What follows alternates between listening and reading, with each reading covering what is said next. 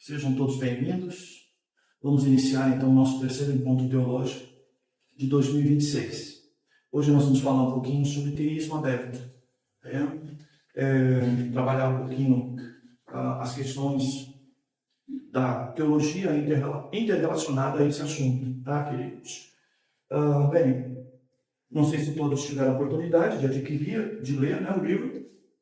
Esse é o livro então do mês, que proporciona o nosso encontro teológico. Então, todo mês nós temos um livro que nós indicamos aos irmãos para a leitura e que será a base do nosso encontro teológico. Então, hoje nós vamos estar falando sobre este assunto. John Frame é então o escritor desse livro, deste assunto que nos últimos anos ganhou muita força, hoje em dia talvez reduziu um pouquinho por conta de outros debates, mas é um assunto bastante interessante, não apenas para refutá-lo, mas para entender um pouco mais a questão do teísmo tradicional. Tá? É isso que nós vamos tentar trazer aos irmãos hoje.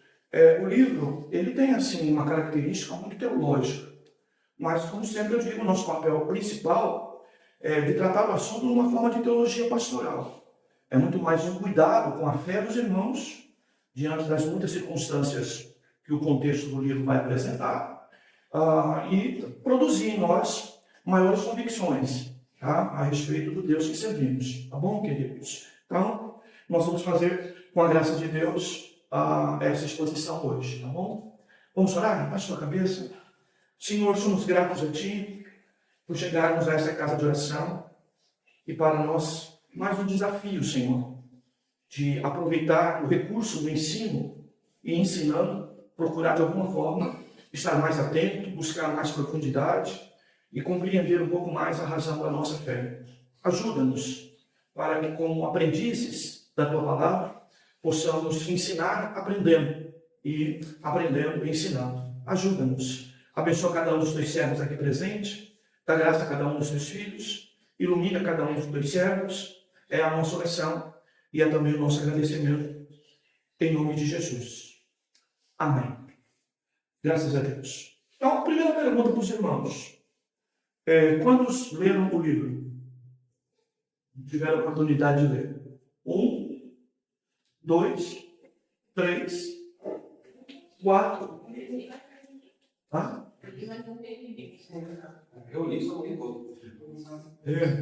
5, 6, um pouquinho, um coxinho. Bem, a segunda pergunta. Quem conhece o assunto? Quem já debateu o assunto, já conversou sobre o assunto? Quem já se atentou ao assunto? Quem já ouviu esse assunto sendo exposto, debatido, seja nos canais de TV, seja algum recorte de internet? Quem conhece, digamos, mais ou menos o assunto, como eu, né? Parcialmente o assunto, ou mais ou menos o assunto. Já tiveram oportunidade? Já assistiram a algum debate lá no Veja Só, por exemplo, sobre o assunto? Algum recorte de alguém falando sobre o assunto? Marco Branconato já falou algumas vezes sobre o assunto. O nosso irmão pastor reverendo Nicodemos também já abordou o assunto. Tá? Paul Asher também já ouvi comentando o assunto. Né? Ninguém. Quem já ouviu, pelo menos, isso sendo citado, teísmo aberto, em 2000, pelo menos em 2013, no nosso programa de TV? Quem ouviu o assunto? Quem ouviu o tema? Ninguém. É isso mesmo ou é vergonha de se pronunciar? Eu não vou fazer pergunta mais técnica, fique tranquilo com relação a isso, né? Bem, amados, nós estamos falando desse assunto hoje, mas ele tem pelo menos, digamos assim, no Brasil, pelo menos uns 15 anos, pelo menos que eu saiba, que este assunto veio com força, tá? Para o meio evangélico brasileiro. É um assunto que ele trabalha um pouco as questões duvidosas da nossa fé, tá? E é bom que a gente entenda isso. Grande parte de nós sofremos muito, porque a nossa fé, muitas vezes, ela não tem o alicerce necessário, no sentido de nós conhecermos determinadas expressões, determinados conteúdos, determinada substância, inclusive declaratória a respeito de Deus. Nós temos algumas dificuldades em relação a isso. Nós ainda somos uma igreja brasileira que muitas das vezes trilhamos um caminho de fé onde as convicções elas podem ser efetivamente muito abaladas à medida que surjam assuntos como esse. Tá? Eu digo isso por quê? Porque o evangelho brasileiro é o famoso Efésios 4, muitas das vezes tornando-se crentes levados por ventos de doutrina. Então surge um assunto novo. A igreja brasileira parece que abraça aquilo, quase na sua maioria, dando coro àquilo, dando muito espaço àquilo, dando força a um ensino falso. Infelizmente, nós temos que reconhecer isso. Nós somos muito frágeis. Como eu disse no encontro passado, a gente lê livros como esse, né? E quando a gente se volta à própria teologia patrística da história da igreja, a gente vai ver o quanto a gente perdeu de conteúdo. A gente olha os pregadores do século XVII, XVIII, XIX, a gente fica envergonhado com o conteúdo, a profundidade que os homens têm numa época de menos informação que a nossa, de menos Bíblia na prateleira, de menos livros, de menos comentários, de menos exegeses, né? E nós, muitas das vezes, ainda ouvimos na igreja que estamos ministrando de que falamos difícil, ou que é muito difícil alcançar o que nós pregamos. Então a gente fica assim, desesperado às vezes, não é? Porque essa é uma verdade. Tá? Bem, o teísmo aberto, é lógico que ele trabalha a ideia, vamos tentar entender pelo inverso dele. Então, se eu tenho teísmo aqui, é lógico, o estudo de Deus, ou a fé em Deus. E nós temos aqui dois contrapontos. Não é? Nós temos, então, a ideia do assunto que é o teísmo aberto. É lógico o inverso para eu pensar o que é o teísmo fechado. Então, eu tenho que contrapor isso. Ok? Qualquer exercício prático de pedagogia vai nos levar a isso. Já sei que é teísmo é Deus, a pessoa de Deus, o ensino a respeito de Deus. Tá? E aí, então, eu tenho essa ideia do teísmo aberto. Então, automaticamente, eu vou contrapor para entender o que é a ideia, então, no contexto do fechado. Tá? A teologia tradicional, ela vai apresentar para nós um teísmo fechado. Tá? E essa teologia, digamos, moderna, no sentido de força, mas no sentido de existência, ela já existe há muito tempo, ela então vai trazer a ideia do teísmo aberto. Tá? Então, o que é esse fechado e o que é esse aberto? Então, o teísmo fechado é um Deus que já estabeleceu todas as coisas.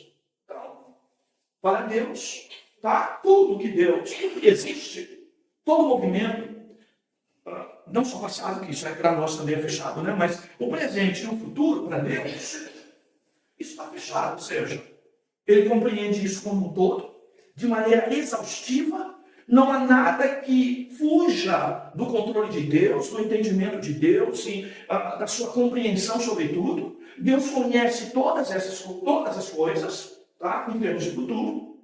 E o teísmo aberto ele vai dizer, então, de que Deus não sabe todas as coisas.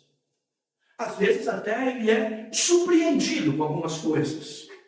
E que ele, por vezes, às vezes tem que rever certas coisas para, de alguma forma, compensar, tá? O fato de ter se distraído com alguma coisa que ele, eventualmente, hoje não conhece a respeito do futuro. É óbvio, tá? Tá vendo? Essas são as duas coisas que nós temos que observar dentro desse contexto. Tá? E dentro desse contexto, tá, de Deus saber todas as coisas, no fechado, não tem nada novo para Deus. Tudo está determinado e determinado por Ele mesmo, Ele sabe de tudo. Tá? E na questão do aberto, não são todas as coisas que Ele conhece, tem coisas, inclusive, de surpresa, que Ele precisa de plano B, essas coisas todas. Então, o teísmo aberto, ele traz isso. Bem, só para você trazer para a tua realidade diária. Vou trazer para a coisa mais simplória possível. A minha oração, a tua oração. Quando nós oramos, pedindo para que Deus, não é? Interfira. Mude. Responda a certas coisas que é objeto do nosso pedido, da nossa oração. o que eu tenho em mente? Tá? Quando eu oro, Senhor, muda essa situação. Quando eu oro, Senhor, interfira nessa situação. Senhor, responde essa minha questão. O que eu tenho em mente? Tá? Eu tenho em mente que existe uma situação definida, tá? E que essa definição, tá? Deus vai intervir nela e mudar ela, né? Para essa situação. Ok? Ou eu simplesmente oro acreditando de que Deus já sabe o que vai acontecer naquilo que eu estou pedindo para que Deus venha intervir. Deus já sabe o que vai acontecer. E eu oro simplesmente para entender a Deus e ter comunhão com Ele pelo exercício da oração. De que forma eu penso, não é? Quando eu oro nesse sentido. Essas coisas são importantes para o nosso dia a dia, inclusive para a nossa oração. Porque se eu não acreditar que existe uma situação dessa e que Deus vai mudar para essa, o que ocorre? Provavelmente eu vou ter a minha motivação diminuída ou eliminada no sentido de orar. Porque se Deus já sabe todas as coisas, e esse um de hoje, amanhã é 2, e já está fechado, já está definido, para que eu vou orar para que Deus mude determinada coisa? Então, é nessa hora aqui que o teísmo aberto parece como uma solução para os nossos problemas diários, inclusive desse que nós vamos comentar, que é o relacionamento com Deus. Então, como eu me relaciono com Deus? Uma das formas de me relacionar com Ele é orando. A minha oração envolve adoração, envolve gratidão, mas envolve também petições, também de coisas, inclusive de coisas que eu espero que no futuro elas sejam transformadas ou mudadas. Tá? E quando eu acho assim, tá, queridos, então, é essa realidade que o teísmo aberto traz e que ele trouxe, digamos assim, uma espécie de resposta a muitas pessoas, tá? Em relação a assuntos tão simples como esse. Tá? Porque se eu enxergar, como na nossa doutrina reformada, de que o Deus, né, na teologia tradicional, ele é um Deus que já tem tudo definido, então a minha oração, ela passa, infelizmente, não é, a ser um objeto que eu preciso reaprender o que é a oração e esse meu relacionamento com Deus através da oração, que não é apenas resposta para mudar situações. Tá, queridos? Então, é essa a realidade. O deísmo aberto, por exemplo, ele tem argumentações bastante interessantes. Você que leu o livro, principalmente no início, ele vai falar que o deísmo aberto ele não subsiste, não é, na questão substancial, ou seja, na questão doutrinária, no seu conteúdo. Mas ele é fascinante pela sua retórica. Tá? Porque essa retórica, de alguma forma, tá, nos enche de motivação em coisas como estas. Tá? Que é, eu oro e Deus é poderoso para mudar uma situação. Tá? Então, isso passa a ser empolgante para as pessoas. Até porque, queridos, a maioria de nós, quando oramos, só oramos pedindo. Só oramos pedindo. Tá? Essa é fato. Nós somos fracos de gratidão, nós somos fracos de adoração, nós somos fracos de contemplação interna, de contemplação superior, exterior de Deus. Nós somos muito fracos nisso. Nós somos muito fracos na oração de entregar-nos totalmente a Deus e declarar que nós descansamos das suas promessas, da sua vontade. Nós somos muito frágeis nisso. Nós podemos orar, queridos, 1 hora, com uma listinha na mão de várias necessidades, repetindo de novo a listinha, e repete de novo a listinha, de maneira exausta até, para que Deus mude isso. E geralmente a nossa motivação é essa. Mas essa é a motivação do paganismo. Tá? É a motivação do paganismo, daqueles que buscam Deus. Primeiro, para livrar de um juízo iminente, ou então de um Deus para mandar prosperidade, tá? Ou da chuva que traz estrago para que Deus nos guarde, ou da chuva que venha no sentido de boa para produzir prosperidade, dando à terra, não é, o seu fruto. Então, essa é a realidade, tá? Então, a grande pergunta que fica para nós Oramos por quê? Oramos para quê? Qual a finalidade disso? É apenas a tal busca de alguma coisa de Deus? São apenas as nossas necessidades? Será que nós estamos caindo no erro bíblico de dizer que pedimos e não recebemos? Porque pedimos maus? Porque na verdade somos apenas pedidores de Deus, pedintes de Deus? Estamos sempre nessa situação? Veja, como eu sempre digo, o texto não diz para quem não ora, diz para quem ora e pede mal, e ora mal. Veja que o problema do texto não é orar ou não orar. O problema do texto vai além disso. É orar mal. É orar errado. E orar errado, o que o texto diz? Vocês não recebem porque é para gastar com as tuas vaidades, com as tuas particularidades, com os teus egoísmos. Tá, queridos? E eu repito o que tenho dito com frequência aqui. Deus não é ladinho, não é o gênio, não é da lâmpada. Tá? Que você se apresenta diante dele e manda ele te dar os desejos, não é? O que você quer. Então, é isso. Bem, o deísmo aberto, ele usa textos interessantes. Não pense que ele é desprovido de Bíblia. Esse é o primeiro erro nosso. Quando surge uma heresia e que a gente está vendo que ela está tomando alguns pontos, ela está ganhando forma, a gente já deduz, isso aí não tem base bíblica, isso é invenção humana. Bem, as invenções humanas, principalmente como essa que nasce no berço da teologia, digamos, cristã, a bíblica cristã, ela geralmente traz alguma oferta e algum dispositivo no sentido de dizer para você que ela é bíblica. Tá, queridos? E qualquer texto isolado da Bíblia que eu encontre, que eu procure, eu posso definir isso. Tá? Vejam o absurdo para nós.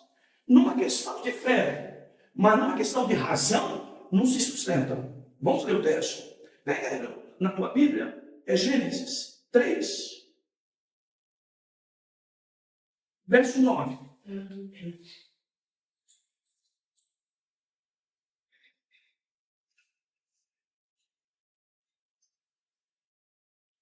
Eu vou ler na minha tradução aqui. Quem tiver uma diferente, levanta a voz aí e lê a sua, tá bom? Bem rapidinho, logo depois da minha, tá? Mas o Senhor Deus chamou o homem, perguntando, onde estás? Chamou o Senhor Deus a Adão e disse, onde estás? O que mais? Outra tradução. Repete, a mesma? Bem, é suficiente para a gente acordar. O teísmo aberto, ele vai dizer que Deus não sabia aonde estava Adão. Não sabia. Tá? Então veja, aqui é uma questão de espaço. Nós vamos trabalhar bem essa ideia de espaço e tempo. Tá? Mas a ideia aqui, onde estás, Adão? Deus pergunta, onde tu estás? Onde tu estavas? Onde tu está? O que você está fazendo? O que aconteceu? O que ocorreu? Bem, alguém pega esse texto aqui, isolado, e vai então definir essa ideia, e trabalhar essa ideia de que realmente Deus não sabia o que Adão estava fazendo, onde ele estava, o que estava acontecendo. Veja o absurdo, mas está escrito. E a nossa fé está sustentada no que está escrito. É lógico que a gente pode olhar o contexto e a gente vai parafrasear, né? Mas aqui, lembra? Né? E nós temos que aprender a interpretar a Bíblia de maneira literal. E a literalidade, neste caso aqui, mostra a sua cegueira, dizendo, onde está se afirmando em Deus, que Deus então não sabia onde Adão estava. Tá? Que Deus precisava então ouvir de Adão, estou aqui, Senhor. Estou aqui, Senhor, escondido no jardim. Estou aqui, escondido no jardim. E aí, então, Deus acha. Nesse esconde-esconde, Deus acha Adão. Essa é a ideia. Por mais, pegando um caso bem simplório, tá? Para você entender a base do teísmo aberto. Tá? Bem simplório, tá? É lógico que, teologicamente, existem outras complexidades e outros textos mais complexos do que esse. Mas veja, a ideia é essa. Mas aqui, querido, o que nós temos? Nós temos então aqui a ideia de um discurso entre Deus e Adão, como se Adão aqui estivesse sentado na cadeira de um acusado. Ou seja, são perguntas retóricas de Deus a Adão para construir um processo de julgamento, de juízo. E lá, mesmo o juiz tendo lido os autos, lendo as histórias, lendo a defesa escrita do advogado, o promotor acusando, estabelecendo, dizendo no dia tal, o fulano dirigindo seu carro de placa tal, de marca tal, atropelou às 16 horas e 35 minutos, o fulano X, tudo isso está nos autos. Tudo isso é contado assim nos mínimos detalhes. E aí, o juiz vai perguntar: senhor Caio, você estava na segunda-feira às 16h15 no centro do Guarujá dirigindo um carro assim?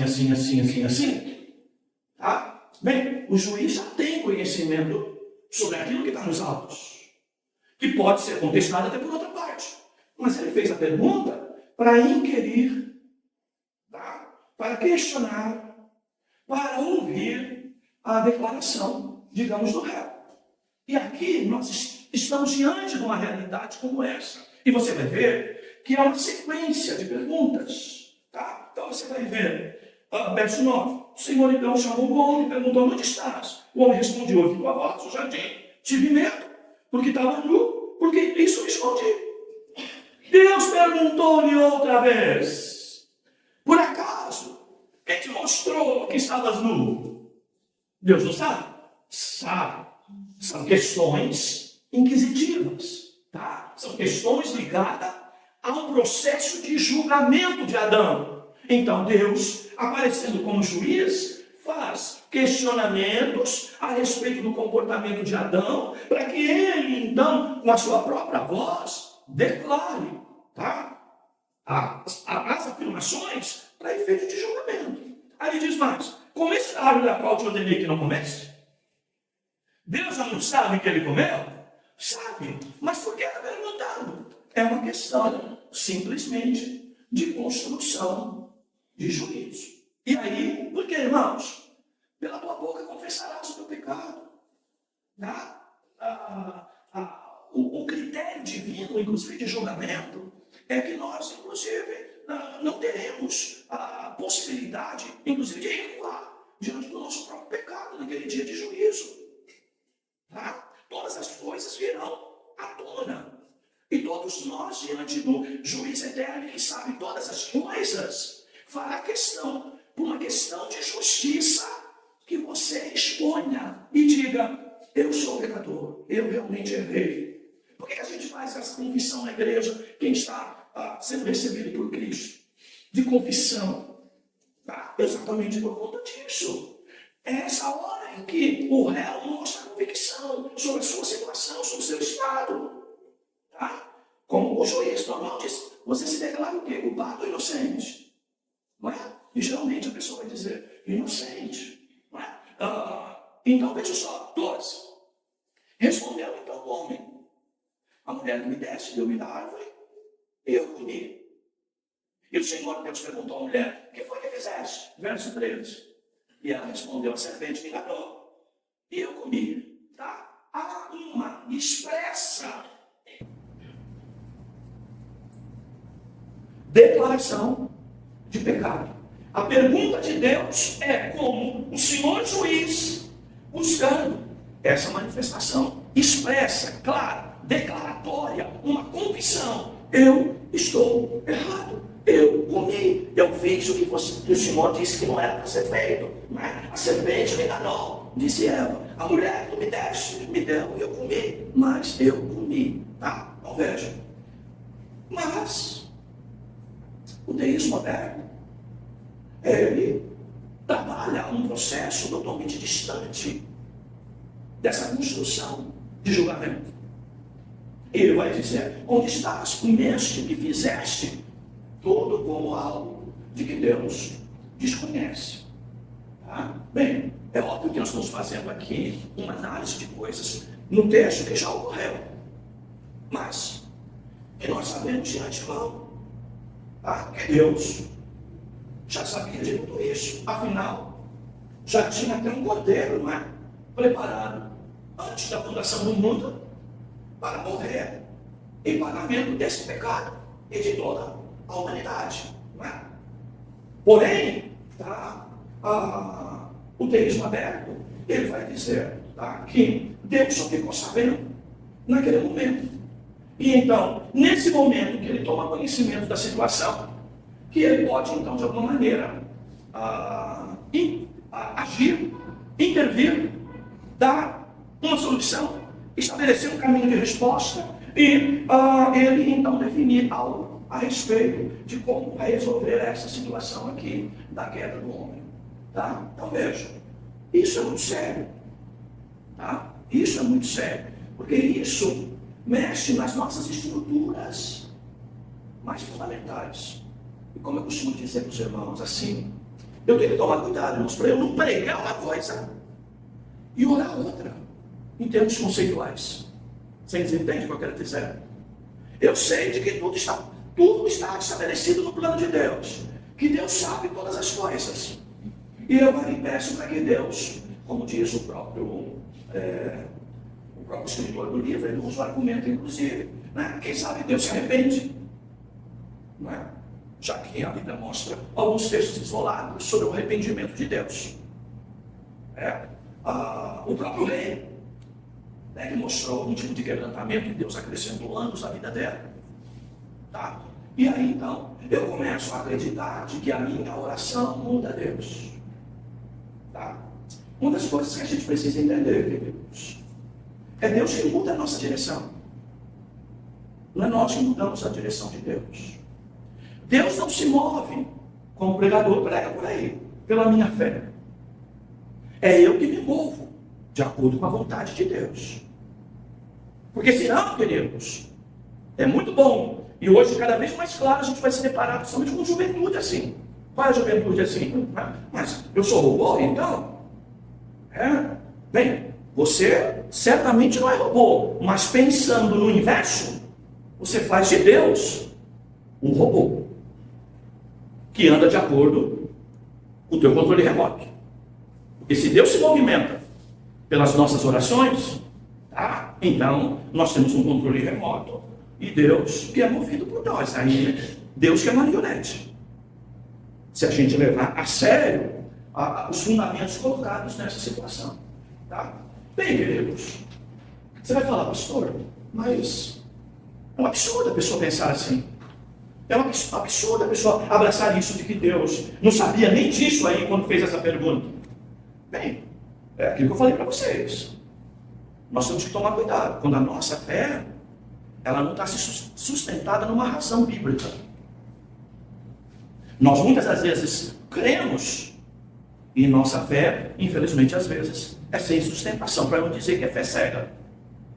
Tá? E por isso que nós precisamos conhecer mais de Deus. Tá? Porque é esse conhecimento de Deus que vai nos dar fundamento para tudo isso. Tá? Bem, isso é só para você entender um pouquinho o contexto do teísmo aberto. E aí fica a grande pergunta para você. Quem vai ler o livro depois da palestra, muitos irmãos fazem isso, porque acredito que fica mais fácil, mais claro, né? Entender certas coisas. Mas o que eu quero dizer aos irmãos é o seguinte: às vezes nós pregamos uma coisa e a nossa ortopraxia, a nossa prática é muito diferente da nossa ortodoxia. Nós temos uma ortodoxia definida de um teísmo fechado. Ou seja, que Deus tem conhecimento de todas as coisas. Conhecimento do futuro. Tá? Na teologia reformada, a gente sabe que nós não cremos apenas no Deus da presciência, que tanto fala, não é? Um arminiano, talvez menos convicto. Tá? Ouviu a palavra e achou bonita. Tá? Porque Deus também é onisciente. Antes da presciência, ele é onisciente. E antes da onisciência, ele predestinou todas as coisas. Pré-ordenou, inclusive, todas as coisas. Então, o fato de eu dizer, não, aí é uma palavra apenas de presciência. Não, eu também creio na presciência de Deus. Mas antes da presciência, eu entendo que Deus conhece todas as coisas, porque Ele, claro, estabeleceu todas elas. E por isso é coerência. Tá? E tem que tomar cuidado com o perigo dessas coisas de que Deus é surpreendido com alguma coisa, ou fica à espera, tá, de uma decisão nossa no futuro, para então agir. E muitas das vezes, nós oramos assim. Tá, queridos? Nós oramos assim. Bem, então, primeira coisa, acompanhe a partir de hoje as tuas orações. Veja se a tua oração é coerente com o que você crê, com o que você prega, com a doutrina que você ouve na tua igreja. Primeiro, veja isso. Se há coerência nisso.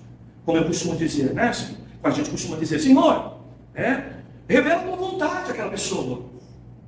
Te revela aquela pessoa. Quebranta aquele coração para ouvir a palavra. Bem, eu já estou dizendo na minha oração de que o pecador precisa de uma ação de Deus, de quebrantamento, para ser salvo. E aí, quando eu vou evangelizar, eu vou falar do livramento da pessoa. Mas eu não estou orando para que Deus quebrante aquele coração. Eu não sei na prática que a pessoa precisa ter o coração quebrantado para poder desejar Deus e fazer uma ação em direção de Deus. Sim, mas muitas das vezes a gente quer debater e insistir num tal livre-arbítrio, como se a pessoa tivesse vontade própria por Deus, não é? Mas na nossa oração é totalmente diferente quando pedimos para que Deus quebrante o coração de alguém, tá? Então, se estamos pedindo para que Deus quebrante o coração de alguém, estamos considerando que se Deus não fizer isso, essa pessoa não pode decidir por Deus. Estamos esperando que Deus faça alguma coisa, tá? Bem, e não é Deus, tá, querido, que espera o homem fazer alguma coisa, tá? Então, mas é o homem que precisa esperar que Deus faça algo, tá? Então, essa construção aqui do deísmo aberto, ela favorece muito, irmãos, como eu disse aos irmãos, os recursos atuais, tá? Esse deísmo aberto, ele usa um outro termo que eu acho bastante interessante, que é o deísmo relacional. E aí você vai entender isso que eu expliquei para os irmãos até agora, eu tentei explicar, tá? Que é a ideia do deísmo ou da teologia relacional, né? Bem, o que é a teologia relacional? Olha lá, o deísmo relacional é como Deus se relaciona com suas criaturas. Principalmente quem? A coroa da criação. O homem feito à imagem e sua semelhança. Tá? Então, como Deus se relaciona com as suas criaturas? Olha, irmão, nós estamos vivendo uma época de evangélicos assim, com muita falta de convicção das coisas relacionadas a Deus. Se nós formos levar a sério, sermos muito honestos, há muitas pessoas nas nossas igrejas, desculpe, até pastores, líderes, tá? Que têm dificuldade com isso.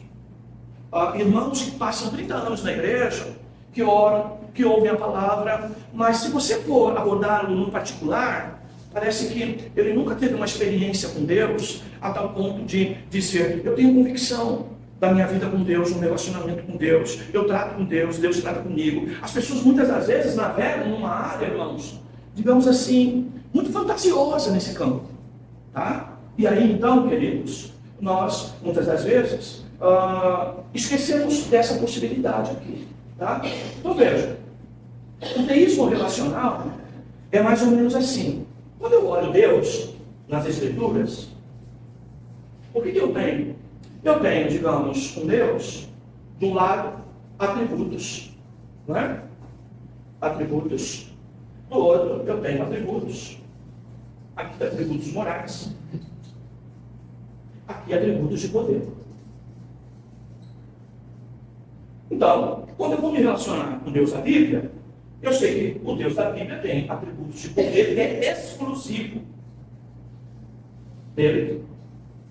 E aqui cabe a ideia, não darei minha glória a ninguém, não dividirei. Isso é exclusivo de Deus. E nós temos atributos morais que estão aqueles inclusivos, ou aqueles que são compartilhados por Deus, que a gente chama na teologia de comunicáveis. Tá? Ou seja, Deus é amor e diz para que nós amemos com o amor dele os irmãos. Deus é justiça e pede para que a gente aprenda a ser justo em todas as coisas. Deus é gracioso e nos ensina que nós devemos, o que de graça recebemos, de graça devemos dar. Tá? Deus é misericórdia e assim como Ele tem misericórdia de mim, eu preciso aprender a ter misericórdia dos outros. Então, o que Deus é em atributos morais, Ele está construindo em nós, como diz Efésios 4, um caráter semelhante ao dele. Um aspecto progressivo, é lógico, pelo processo da santificação, mas quanto mais tempo eu estiver próximo de Deus, da sua palavra, em comunhão com Ele, mais parecido eu vou ficar com Deus. Mais dócil, mais perdoador, mais amoroso, mais misericordioso, mais bondoso. Tá? Então, isso é um lado de Deus. E o outro lado são os atributos de poder. E que atributos de poder é esse? É a onisciência, é a onipotência, onipresença, não é? É essa a ideia, tá? Que nós temos dos atributos de poder de Deus, tá? Que são exclusivos dele, mas ninguém tem, só ele, e ele não reparte isso com ninguém. Essa glória, esse poder, essa força é exclusivamente dele. E aí então vem os conceitos, tá, irmãos, a partir daí, tá? Então veja. Os atributos de poder de Deus, eles trabalham muito a questão daquilo que Deus pode fazer. Está relacionado ao seu poder, aquilo que Ele pode fazer. Tá? E essa aqui está relacionado à sua forma de se revelar ao homem, de se comunicar ao homem. Tá? Então nós temos essas duas realidades. Um dos grandes problemas do teísmo alegre, tá, irmãos, é muitas das vezes desconsiderar isto, tá? E colocar isso muito à frente de todas as outras coisas. Principalmente, vocês leram aí no livro, o atributo do amor. E que qualquer teólogo sério repete sempre isso. Que todo falso profeta, todo falso ensinador, ele usa e abusa do tal amor de Deus. E tal amor de Deus vai justificar todas as coisas. Tá? Mas esquecemos também de que Deus se revela como um Deus de ira, um Deus de justiça. Tá? Então, o teísmo alegre, ele trabalha este campo aqui. Ele trabalha de maneira tal de que o amor de Deus se sobrepõe a todos os outros atributos, inclusive os demais morais, como o da santidade, e inclusive todos os atributos de poder. De maneira que o que determina a relação de Deus conosco é o seu amor. Como diz João 3,16, que Deus amou o mundo de tal maneira. Então, este amor de Deus justifica todas as outras coisas. Tá? Inclusive, é o amor de Deus que vai ser o carro-chefe de que esse Deus, tá, vai esperar uma ação humana para agir, tá, em cima disso. Promovendo o quê? Por amor, a resposta que o homem quer. Ou que o homem, digamos, precisa. Tá?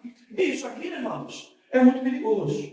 Ao longo da história, irmãos, sempre que a história trouxe força na chamada antropologia, no valor do homem, no valor humano, nós sempre tivemos uma tendência de valorizar o livre-arbítrio, de valorizar a vontade do homem, tá? Em prejuízo à vontade de Deus. Tá? Então, nós estamos diante de uma teologia que, por vezes, ela agrada muito quem ouve, porque nós estamos vivendo um tempo de fortalecer quem? O homem.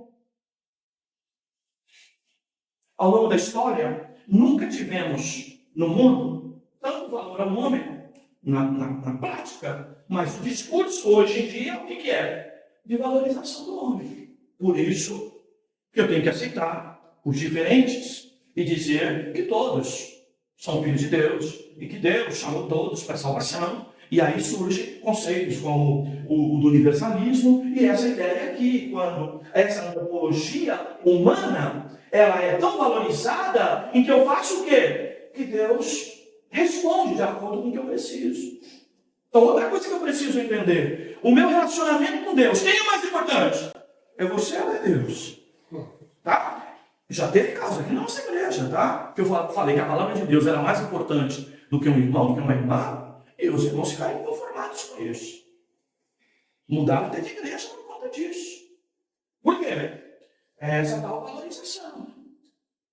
Em muitos cultos nossos, irmãos, essa antropologia virou uma deidade dentro da igreja evangélica, que o louvor é para fazer cafuné na cabeça das pessoas, a pregação são motivacionais para deixar os homens empoderados, tá? Em prejuízo a toda outra área em que nós devemos subordinação aos Deus. Então nós vivemos uma geração assim. E o teísmo aberto, apesar de não nascer recentemente, que nós estamos vivendo um modelo, né, de uma liberdade, né, que é pregada aí nos palanques dos políticos, no Congresso, não é? As pessoas falam tanto da liberdade, base da nossa Constituição, o artigo 5º da Constituição, nós ouvimos tudo isso, tá? E aí fica difícil, mas eu preciso entender que a teologia, ela faz uma coisa, ela te tira da escravidão do pecado, que é morte, mas oferece para você servidão ou ser escravo de Jesus Cristo. Ou não, ninguém mais prega de que nós somos escravos de Cristo, servos de Cristo. Vai ver a doutrina paulina, o quanto enfatiza isso. O que Paulo está dizendo aqui? Que a vontade dele é a vontade de Deus. Ele não está falando de alguém acorrentado, não está falando de alguém amordaçado, não está falando de alguém sem direito. Ele está falando que escravo de Cristo é escravo da vontade de Deus. Que Deus faça na sua vida o que Deus quer, porque Deus sabe melhor o que vai fazer conosco do que nós mesmos. Essa é a ideia. Mas veja, alguém vai dizer, eu sou livre. Somos livres, tá? Porque antes em pecar, nós estávamos acorrentados, tá? Destinados à morte. Mas aqui, para servir a Deus, que representa a nossa vida eterna, nós também temos que aprender a fazer a vontade dele. E é isso que ele ensina, inclusive, na oração do Pai Nosso. Seja feita a tua, não a minha vontade. Mas nós olhamos assim, queridos. Grande parte da igreja evangélica olha assim, Senhor, eu preciso disso, eu quero isso. Eu estou doente, Senhor, me cura. Então, na igreja evangélica, se chegar alguém aqui pedir de oração, não é? O pessoal vem aqui pedir oração, e está com um problema de saúde. E o pastor, como a gente aqui, ó, Senhor, faz a tua vontade na vida da tua serva. Faz o melhor por ela. Por quê? Nem sempre é a cura que Deus quer. Até porque as curas bíblicas, os sinais bíblicos, eram para a glória de Deus. E não para a glória de quem está sendo curado. E hoje em dia, não é? A gente dá muito mais parabéns para alguém que conta um testemunho da igreja. Dá muito mais parabéns para ela. Que bom, né? Parabéns pelo que conquistou. Do que glória a Deus pelo que Deus fez pela irmã ou pelo irmão. Está tudo invertido, queridos. Aí quando chega a essa teologia, tá, irmãos? Aí, não é? Fica muito difícil não abraçá-la. Tá? Bem, parece-nos que nos muitos erros que René Lévy tem cometido, o que é uma pena, né? Porque é uma pessoa que foi preparada para ser, não é, um bom pastor, um bom teólogo, infelizmente se perdeu. A gente tem esperança, sim, no caso dele, de que Deus possa mudar o mundo, né? Das suas pregações, das suas mensagens. Mas, infelizmente, queridos, veja, o universalismo passou pelo discurso dele. Teísmo aberto passou pelo discurso dele. Atualizar a Bíblia está passando pelo discurso dele. Tá? E agora, de maneira mais clara, ele tem dito, inclusive, de que quando diz que a Bíblia precisa ser atualizada, é que realmente ele precisa agregar homossexuais dentro da igreja. Tá? Então, queridos, sem conversão, sem transformação, tá? Porque somos pecadores, não é? Apesar de penitentes, e ele vai jogar que esse tipo de prática, não é? Está dentro desse contexto. Então, queridos, o que é importante para nós aqui em termos gerais? Como eu estou lidando com Deus, irmãos? O meu relacionamento com Ele. Como eu estou me relacionando com Ele? Quando eu oro, você crente não gosta de falar. E não sou respondido. Vou colocar até para correspondido. Há quem inclusive diria até a frase de Jó, né? O que eu mais temi foi o que me ocorreu, o que me aconteceu.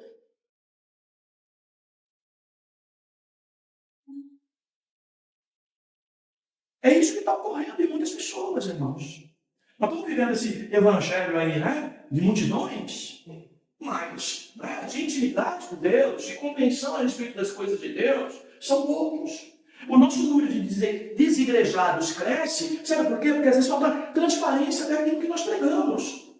Deus não está disposto a fazer a tua vontade. Deus está disposto a revelar a você a vontade dele e fazer você caminhar em direção disso, da vontade dele, para que você então possa estar confortável na vontade dele, mas a tua velha natureza não vai gostar muito. Por quê? As nossas vontades humanas, o próprio texto de Gálatas vai dizer, elas precisam ser crucificadas, mortas todo dia, apresentadas na cruz todos os dias. Então, queridos, o teísmo aberto, ele surge muito assim, com uma pessoa que vai se sentindo poderosa. Eu vim de igreja assim, tá, irmãos?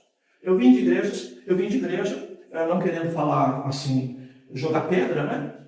Mas a nossa base doutrinária, ela levava muitas pessoas a serem poderosas. Tá? Esse conceito humano que nós temos visto aí desde os anos 70, de empowerment, não é? No inglês que é empoderamento, que infelizmente nós estamos ouvindo hoje até nas reuniões de mulheres nas igrejas. Mulheres empoderadas. É uma pena o que está acontecendo. Porque cada vez mais nós vamos tendo divórcio, cada vez mais nós vamos tendo dificuldade de submissão, cada vez mais nós vamos tendo dificuldade nos próprios relacionamentos de casa.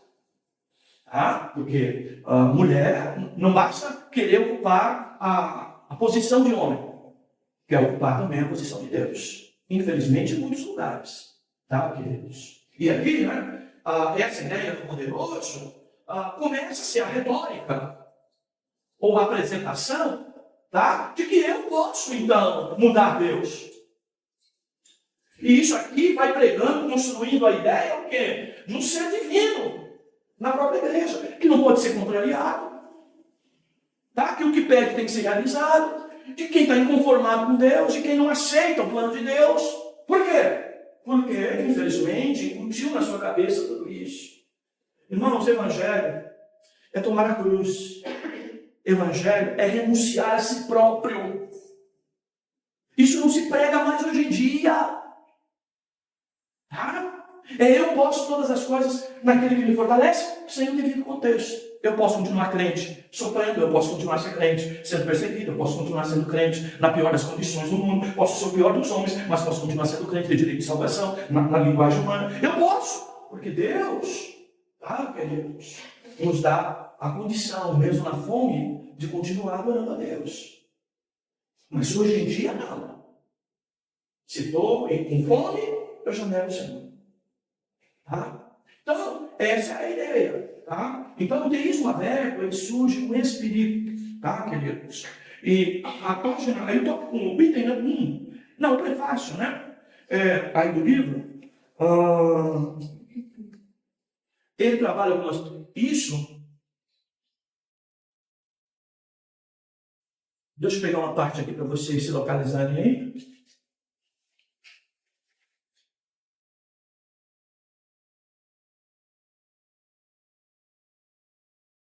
Veja, no finalzinho aí da página 12, ele vai apresentar aí que ele está dando atenção a algumas coisas importantes. Primeiro, a universalidade da soberania divina. A perspectiva indeterminista, antibíblica e incoerente da liberdade humana. E as pressuposições metafísicas e epistemológicas do teísmo aberto. Base histórica do movimento. E, por fim, ele vai falar de que uma das palavras, não é, que surge aí em muita discussão, então, é a presciência, né? Presciência de Deus. Tá? Então, eu repito, para quem está aí, né, assim, se movimentando um pouco no arminianismo, de que a presciência de Deus, tá, queridos? Ela é uma consequência natural da sua da pré-organização de Deus a respeito de todas as coisas, da própria predestinação bíblica, disse bíblica, tá? E da própria ideia da onipotência de Deus, ou seja, Deus só sabe, ok? E sabe muito bem todas as coisas, porque Ele é que estabeleceu de antemão todas as coisas, tá? Então, presciência não substitui onipotência, como alguém pode pensar, tá? Mas é apenas mais uma característica ou um braço da própria onisciência de Deus, tá? Bem, quando nós falamos aqui dos atributos de poder de Deus, outra coisa que deve ser interessante para nós, tá? Atributos de Deus, os atributos de poder. O teísmo aberto vai dizer assim: quando você dá muito valor à presciência, à pré-ordenação de Deus, esse teísmo fechado, que Deus sabe tudo, fez tudo redondinho, tudo está ali sob seu controle, nada foge do seu controle, essa soberania absoluta de Deus, nós podemos estar, como no teísmo fechado, olhando apenas para um Deus que ele diz que é um Deus monarca. Ou seja, um rei ao longo da história que decide todas as coisas e que é, inclusive, o quê? Extremista. Que é cruel. Porque é esse ser. E quando eu olho esse Deus nos atributos, né, morais, destacado como o principal o amor, eu estou vendo esse Deus que eu preciso conhecer ele mais fundo como um pai. E aí vem o problema de quem às vezes não se aprofunda nas coisas. Tá, queridos? Aí pergunta, olha, esse é o teísmo fechado. Esse é o teísmo aberto. O que você prefere? Deus como um pai? Ou você quer um Deus como um rei? Como um monarca? Que define todas as coisas, que decide todas as coisas e que está pouco se lixando para as tuas dores e para as tuas tristezas e para as tuas necessidades. Quem você quer? Aí todo mundo vai por esse. De dentro ou de fora? Aí nós precisamos considerar, irmãos, que a Bíblia fala dos dois. Deus é rei, é soberano, trará juízo diante de todas as coisas. Ele é rei dos reis, ele é senhor dos senhores, ele quem manda, ele fazendo, ninguém pode impedir, operando eu, quem impedirá? Esse Deus é bíblico. Mas o Deus que se compadece, que come na mesa junto com a gente, que oferece o ombro para a gente chorar, também é bíblico. Então eu não posso, em favor desse, destruir este. Eu preciso conjugar os dois. E por isso que o escritor vai dizer, tá? Que o amor de Deus o quê? Corrige. Porque tudo que os crentes querem hoje, a humanidade quer hoje, é um pai que apenas dá. Vai obedecer? Olha, senão eu vou te dar o celular. Senão eu vou comprar um presentinho para você. Então vai ter festinha de aniversário. Porque tu tá muito mal. O crente está assim, irmãos. O crente de hoje. As pregações de hoje são assim. Mas a Bíblia fala de um pai, sim. Que se pedir para ele um pão, ele vai dar uma pedra? Não. Vai dar pão. Ele sabe dessas necessidades todas nossas. Mas eu não posso eliminar esse. Eu tenho que conjugar as duas coisas. E aí fica difícil. Por quê? Esse Deus tem sua vontade e a sua vontade há de prevalecer. E mesmo quando esse Deus disser não para mim e para você, eu vou aceitar, tá? De que mesmo Deus podendo nos dar mais, ou podendo dar até aquilo que pedimos, não nos deu, porque Ele fez isso em quê? Em benefício geral, ou maior, Ele nos deu este não. Como o pai de hoje não sabe fazer, a mãe de hoje não sabe fazer. Tudo é sim, sim, sim, sim, sim. Chega na escola, a professora dá um não, não aceita. Ah, minha mãe nunca falou assim comigo. Como que você, professora, vai falar? Sua mãe nunca falou assim com você, porque não é mãe. É essa mãe de hoje. Que parece, que dá tudo por amor e tira o principal. O que é principal? De fazer um cidadão, uma cidadã, desde pequeno.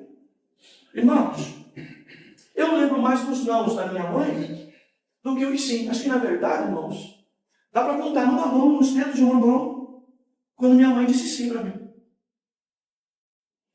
Mas eu não tenho dúvida que o que criou casca grossa para suportar a vida foi aqueles não.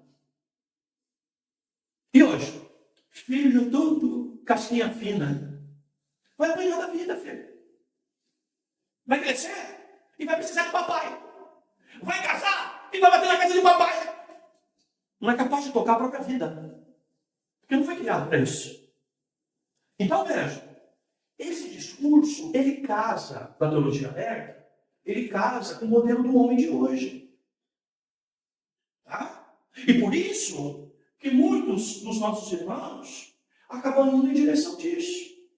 Tá? E é lógico, né, irmãos, vão terminar a corrida frustrados. Porque o Deus verdadeiro, não poderá se revelar a ele dessa forma. Tá, queridos? Vejam, mas como que Deus interage com a gente? Além da oração que eu faço a Deus, e que é uma razão para mim estar em comunhão com Ele, porque quando o calo aperta, eu vou orar um pouco mais, eu vou buscar mais a Ele. Então entenda que às vezes a tribulação, a luta aumentou, simplesmente é Deus te chamando para estar mais próximo dele. Porque nós, talvez no cômodo, estávamos muito à vontade e muito distante dele. Então, é mais uma pedagogia para eu me aproximar de Deus do que qualquer outra coisa. O próprio salmista no Salmo 23, ele não diz ainda que há a possibilidade de eu passar pelo vale, ele me livra do vale, ele me tira do vale. Não. Ainda que eu passe pelo vale, eu vou desfrutar da companhia dele, da presença dele. E é isso que vale. Qual a diferença nós para o ímpio que passa uma luta? Nós temos companhia de Deus. O ímpio tem companhia do dinheiro dele, e de tudo aquilo que talvez o poder do mundo possa lhe dar, mas não companhia de Deus. Ok, queridos? Bem, duas coisas eu preciso entender aqui, e que talvez isso resolva muitas questões para nós. A questão desse Deus soberano e sua relação com a gente, no seguinte ponto. Todos nós que tivemos uma boa teologia, sabemos que Deus está fora do tempo, por exemplo. Que o tempo de Deus é diferente do nosso. Deus está fora, digamos, do tempo. Logo, esse tempo de Deus, tá, queridos, é um e o nosso tempo é outro. Esse aqui nos limita. Ok? O tempo é um limitador para todos nós. Tá? O tempo de Deus, ele está fora desse, que é ilimitado. Então, por isso, nós vamos ouvir sempre a frase, um dia nosso pode ser, 1000 anos. Porque a referência de Deus é totalmente diferente. Então, Deus está fora do tempo. Tá, queridos? Então, quando nós falamos disso, a teologia aberta quer dizer que nós, na teologia fechada, que aprendemos a crer nesse Deus, esse Deus não participa da nossa vida diária. E a nossa vida diária, o nosso dia e o nosso tempo, não há participação de Deus, porque esse Deus é ilimitado. Tá? Então, aquilo que demora para nós, Deus não está nem aí, porque para Ele não quer dizer nada essa demora. Pode dizer muito para nós, para Deus não. Então, assim, tradicionalmente, nós aprendemos que Deus está fora da linha do tempo e os nossos pregadores vão valorizar isso, dizendo que Deus não é eterno, que Deus fez todas as coisas num momento só, porque o seu tempo não é limitador, tá? Tudo que ocorre no primeiro dia, no segundo dia, no terceiro dia, no quarto, quinto, sexto dia da criação, tudo isso é limitação de tempo para nós, é leitura nossa, porque o tempo de Deus é totalmente diferente em relação a isso. Bem, e aí vai julgar, esse Deus é soberano, é poderoso, ele está acima do tempo, não é? É um dia como 1000 anos. E a gente prega geralmente destacando o lado bom de tudo isso. Mas aí vem o problema da heresia. Ela vai pegar o ponto fraco disso. O que é o ponto fraco disso? O fato de que se Deus está fora dessa linha de tempo nossa, ele então não tem a capacidade de interagir conosco, sentindo, percebendo, entendendo as nossas necessidades. E aí trabalha isso. De maneira que no teísmo aberto, tá? Deus vai interferir. E Deus está à espera nisso aqui, seguindo a mesma linha de tempo da gente e dando resposta imediata a um problema, a uma dificuldade que a gente tem. E aí esse Deus que parece que está mais a meu serviço, com uma bandeja para me servir, eu vou servi-lo melhor e acabo reconhecendo que ele então é esse Deus Pai que eu quero. Tá? E esse Deus monarca, rei de atributos morais, né, que não é limitado pelo nosso tempo, ele é muito distante de a gente. Tá? Veja, essa é a ideia. Mas olha, vocês já ouviram o texto, né? Hebreus, né? Na plenitude dos tempos, Deus enviou quem? Enviou o seu Filho, Jesus Cristo, nascido como homem, e que revela o quê? Que Deus, desde o princípio, apesar de estar fora da linha do tempo, ele, por vezes, interage no tempo e na vida das pessoas. E a maior evidência disso é Jesus Cristo, que nasceu como homem, viveu, nós dizemos, 33 anos e meio, começou o seu exercício ministerial aos 30, e vamos ver ele nascendo, ele vivendo, ele sendo crucificado, ele morrendo, e nós vamos percebendo que o Deus homem, Jesus Cristo, na sua vida, manifestando uma ideia que às vezes as nossas pregações não foram capazes de alcançar. De que esse Deus, que não é limitado pelo tempo, ele interage com a gente, dando resposta, participando da nossa vida, sem perder essa sua natureza ilimitada em relação ao tempo. E aí você vai ver isso, principalmente, quer dizer, eu tenho vagamente aqui na memória uma pregação do irmão Jardel recente, que ele apresenta o quê? Jesus Cristo como quem? O sacerdote compassivo. O que é o sacerdote compassivo? Jesus Cristo, que viveu como homem, sofreu como homem, teve as necessidades de homem, teve seu dia a dia contado, ficou à espera da sua morte, sabia que ia morrer. Morrer talvez numa idade, não é? Que não é muito comum aos homens. Morreu cedo. Ok? Mas cumpriu em tudo isso o quê? A ideia de que o fato do nosso Deus ser soberano, não limitado pelo tempo, ele interage com a gente, utilizando inclusive o nosso tempo para se revelar a nós. Tá, queridos? Porque o Cristo que veio não é um Deus atemporal. Nascido da mulher, na plenitude dos tempos. Que tempo é esse?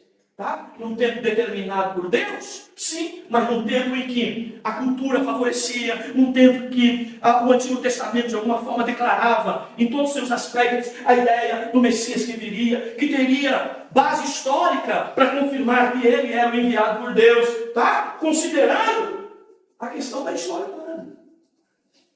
O que o teísmo aberto quer dizer é que a nossa teologia tradicional, Deus não interage com a gente. Ele é muito grande. Não dá nem aí para a gente. Mas lembra, salmista, quem é esse Deus? Que está sentado no mais alto trono, mas que se encurva no sentido de se importar com a gente que está aqui embaixo.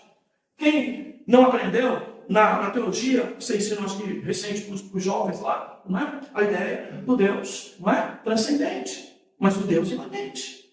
Um Deus transcendente, o Deus dos atributos de poder, que ninguém pode alcançar. Mas o imanente, que está perto de nós, pelos atributos morais e por essa capacidade de interagir com a gente. E o fato dele interagir com a gente não exclui o seu poder ilimitado, tá? De estar acima do tempo. Tá? Deus não vai envelhecer. Na linguagem mais popular, ele está acima de tudo. A sua palavra não vai caducar, porque a sua palavra não é apenas conceito cultural, que vai passando, né, de grupos e grupos, de tempos em tempos. Tá? Deus permanece imutável, porque está lá fora do tempo. Não envelhece, não caduca, não fica doente. Ele está acima de tudo isso. Ele é poderoso, está acima de tudo isso. Ele não tem essa limitação. Essa limitação foi feita para nós. Mas ele, inclusive, interage com a gente. Tá? Outra coisa que o teísmo aberto vai bater é a questão, então, do espaço. Né? A ideia, então, da geografia. Ou do espaço. Ok? Então, você vai ver na Bíblia, esse espaço geográfico de Deus, geralmente quem é? É Deus dos céus. O trono dos céus. Deus fica lá em cima. Ele não está, não é? Não está na América do Sul, ele não está na Europa, ele não está na Ásia, ele não está na África. Tá? É um Deus que está acima de todas as coisas do planeta. Tá? Então, é um Deus que não está limitado por espaço. Tá? Mas, em contrapartida, tá? Ele é classificado como o Emanuel, o Jesus, que é o Deus conosco. Qual a ideia do Deus conosco na teologia tradicional? No teísmo fechado. É que esse Deus deixou a sua glória, ele se fez homem e habitou entre nós. Ocupou o mesmo espaço que nós. E inclusive se revelou Deus conosco. O Deus presente no meio do seu povo. Mas também como ser humano. Não apenas só numa manifestação de poder, como era lá na ideia do tabernáculo. Mas este homem aqui, e mais do que isso. O espaço de Deus ainda ficou mais claro. De que Deus, né, não é Deus de espaços regionais, como a guerra espiritual aí vai pregar de Rebeca Brown, né? Mas é um Deus cujo espaço é onde? O coração do homem. Que convertido a ele, agora recebe um penhor, uma garantia que nós recebemos dentro da nossa vida, o Espírito Santo. Então Deus está lá em cima. Isso não muda. Inclusive Jesus, como eu costumo dizer, eu vi Jesus, viu nada. Jesus apareceu aqui, viu? Não apareceu nada. Jesus continua sentado à direita de Deus até o dia do arrebatamento. Quem está no meio da igreja, representando a Cristo, quem está dentro de nós, representando a Cristo, como penhor e garantia da nossa salvação, é o Espírito Santo, que é Deus. Então Deus também se limita, tem mais limitação para Deus, no sentido de se comunicar com a gente, de compartilhar conosco, do que habitar dentro de nós, pecadores. Então esse Deus lá do céu, ele também está dentro de mim. Eu tenho que entender a diferença de onipresença, que é um sentido amplo e restrito, mas eu tenho que entender o que é presença no sentido de morada daqueles que são herdeiros da vida eterna. São coisas distintas. Tá, queridos? Então, Deus também vence isso. Então, de novo, o que eu quero dizer? O fato de Deus ser grande, ser maravilhoso, ser inacessível para a maioria das pessoas, não significa dizer que ele não se relaciona com o seu povo. Muito pelo contrário. Desde as primeiras páginas da Bíblia, o que Deus sempre quis e sempre fez foi se relacionar com as Escrituras. Mas ele não precisa deixar de ser quem ele é para ele se relacionar conosco. E o teísmo aberto, o que ele vai dizer é que eu preciso mudar a natureza de Deus para que ele possa estar perto de nós. Tá? Jesus não precisou ser Deus. Ele abriu mão da sua glória. Tá? Porém, ele se fez homem. Mas é o verbo se fez carne. Habitando nele as duas naturezas. 100% Deus, 100% homem. Ele não deixou a sua condição divina para poder interagir conosco. Ele continuou sendo Deus, sendo homem ao mesmo tempo, para interagir conosco. E é isso que eu preciso entender. Então veja, Os atributos de Deus, irmãos, como eu costumo dizer, é igual o fruto do Espírito. Quando os irmãos, até pregadores ainda, ao falar de Gálatas 5:22, falam frutos, no plural, do Espírito. Isso não é verdadeiro.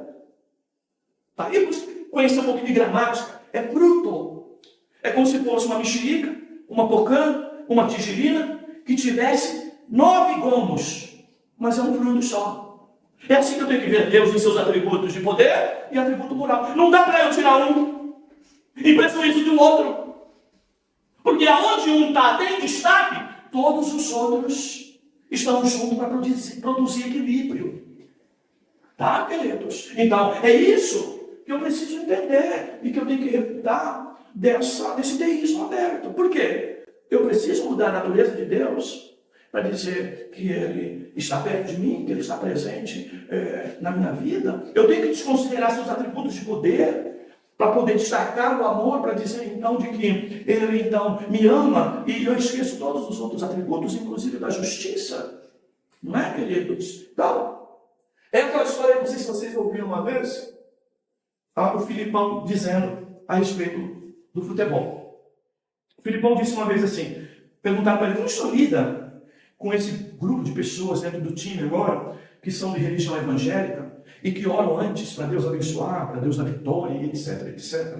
Não é? Aí o Filipão, talvez até na sua matuto na fé, né? Sem conhecer o nosso Deus verdadeiro, mas ele deu uma resposta até interessante. Eu fico me perguntando, porque no nosso grupo tem lá os discípulos da fé, lá, né? Os jogadores da fé, e que oram, fazem oração, fazem culto de oração, oram antes, tal, a Deus para dar vitória, para que ocorra tudo bem, etc, etc. Mas do outro lado, o outro time, também tem um grupo lá de evangélicos, que também ora pedindo vitória. Aí eu fico pensando, não é? O que vai dar nisso? Porque o grupo de cá diz que serve a Deus e está pedindo pela vitória. O grupo de lá também tem um grupo de evangélicos pedindo vitória. Quem que Deus vai atender? Não é? Aí vem a resposta, talvez do teísmo aberto, e talvez de toda essa antropologia que está dentro da igreja, que produz, inclusive, esse hedonismo. Eu sou mais malzinho. Eu fiz uma oração mais forte. Eu tenho os propósitos melhores com a vitória. Eu sou mais amigo de Deus do que o outro grupo. Então Deus vai dar a vitória para nós. Então, sempre caindo onde parece que essa teologia que sempre leva eu fazer a diferença, até nessa hora, onde Deus vai dar vitória. Tá, queridos? Então, irmãos, se nós não cremos na misericórdia de Deus, né? Na sua graça, inclusive para estar aqui, né?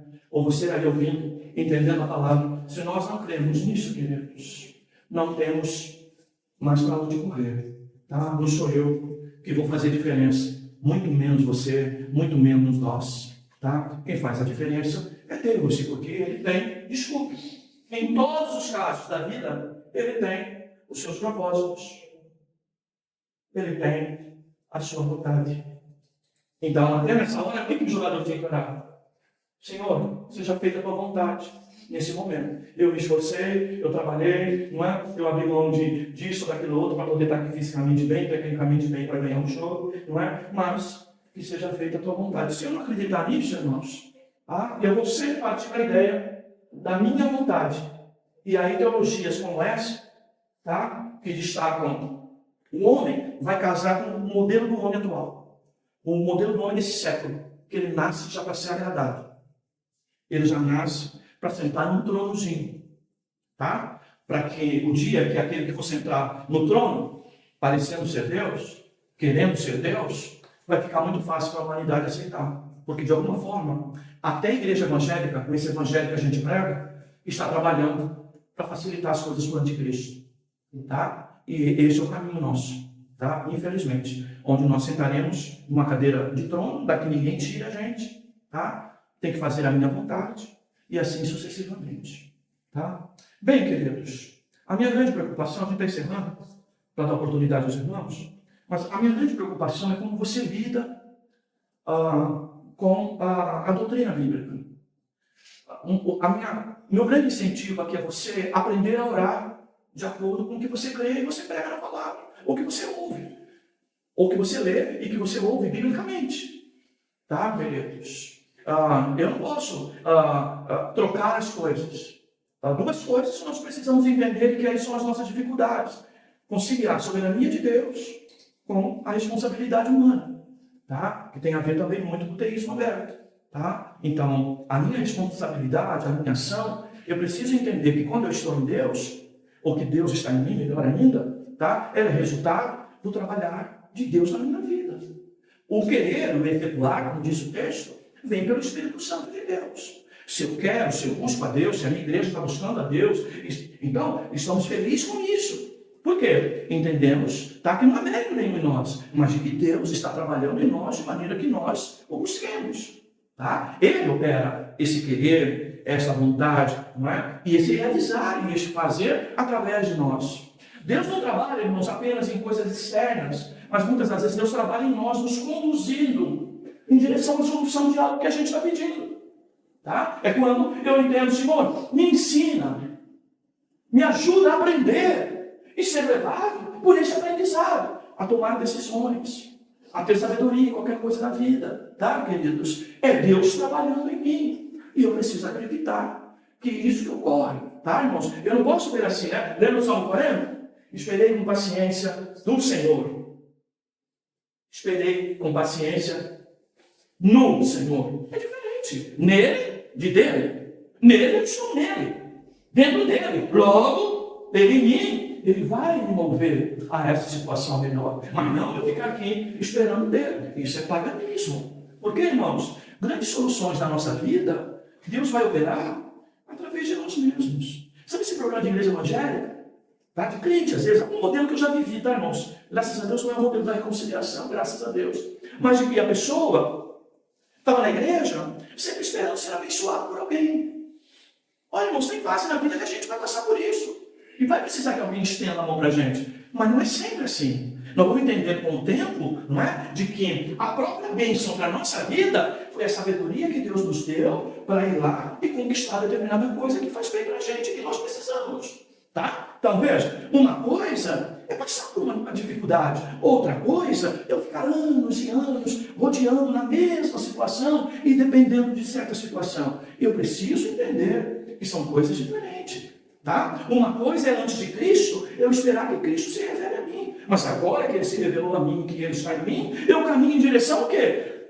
Querendo, me esforçando para fazer aquilo que agrada a Deus. Por quê? Porque Ele construiu em mim uma nova natureza para agradá-lo. Não é? E principalmente através da fé. Tá, amados? Então, eu preciso compreender isso. Então veja, se apresentarem a você qualquer tipo de evangelho, tá?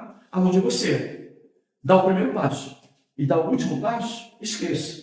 O evangelho verdadeiro é Deus dando o primeiro passo, tá? E o último passo. Tá? Para a gente entender sempre que a gente só pode responder aquilo que Ele já fez em nós. Tá? Se te apresentarem qualquer coisa diferente disso, cuidado, você vai acabar caindo. Não tem isso aberto. Você lendo o livro, você vai ver que a presciência citada pelos arminianos é contestada pelo teísmo aberto. Tá? Não vai nem em favor do calvinismo, mas também não vai em favor do arminianismo. Tá? Diz que essa presciência, não é? A de Deus, ela se responde na abertura das coisas e na possibilidade de ter coisas no futuro em abertos que Deus não sabe e que vai depender daquilo que eu fizer para que Deus apresente uma solução para essa situação. Então, queridos, Deus nos dê graça a amadurecer na fé, compreender Deus, porque o nosso maior receio, queridos, é de um grupo de grande parte dos nossos irmãos cristãos no Brasil, que se precisar sustentar a sua fé, principalmente no tempo difícil, aonde Deus se cala, Deus não responde, tá? A pessoa então simplesmente tem uma única alternativa: negar a fé. Porque ela não aprendeu e não entendeu que os não de Deus, na verdade, são as possibilidades que Ele cria para que nós reconheçamos a sua soberania, a sua vontade e que nós então possamos orar como Jesus ensinou: seja feita a tua vontade, aqui na terra como nos céus. Tá, queridos? Que a gente possa descansar nisso.